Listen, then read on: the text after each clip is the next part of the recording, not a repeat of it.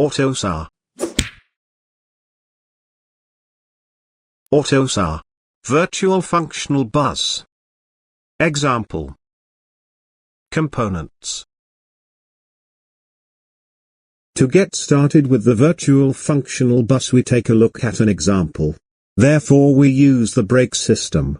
For a brake system we need several software components at application level.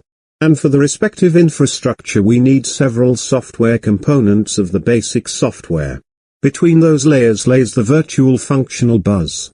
All of the software components have ports and port interfaces, so they can communicate with other components. Those ports are connected via assembly software connectors.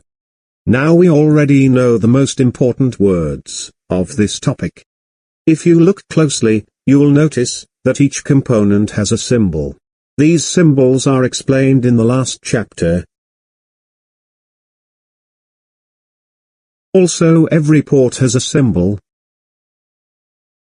We will learn about ports in greater detail in the next e-learning. If you want to learn more about Autosar and other interesting topics, go to embeddedacademy.com.